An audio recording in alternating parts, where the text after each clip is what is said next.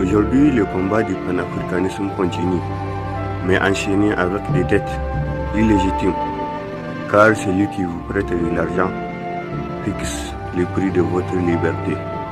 Avec la France-Afrique, la France a quitté l'Afrique par la porte, mais revient par la fenêtre, disait Félix Houphouët-Boigny.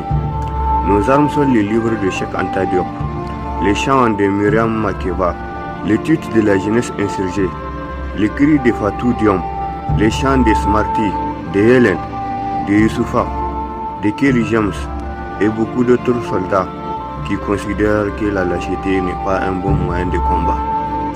L'Afrique n'est pas un musée de la souffrance, mais un chantier de la renaissance.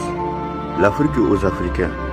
Voilà le cri de ralliement qui a traversé les océans, qui a brisé les chaînes et des siècles d'oppression. Le panafricanisme n'est pas une simple idéologie, c'est un ouragan de résistance, un poème épique, écrit avec le sang des martyrs, une synthèse de toute l'élite pour la dignité noire. Aujourd'hui, nous allons parcourir les sentiers brûlants de cette pensée révolutionnaire. Des plantations ensanglantées au sommet des indépendances, en passant par les rues enflammées de Harlem, Accra et Kinshasa.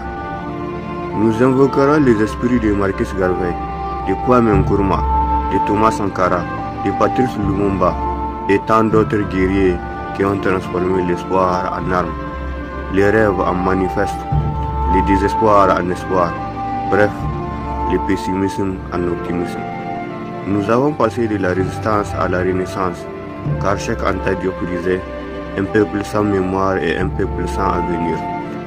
Le panafricanisme est né dans les entrailles de la souffrance, là où les fers de l'esclavage tentaient d'effacer jusqu'au souvenir de la terre-mère.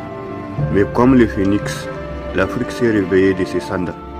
Toucher l'ouverture en Haïti a prouvé que la liberté ne se mendie pas, elle se prend. Tout comme Aimé Césaire qui disait que l'indépendance et la liberté ne se négocient pas. L'Afrique saignait, mais son cœur battait encore sous le coup de fouet du colonialisme, comme du néocolonialisme. Ce qui nous a permis de passer de la révolte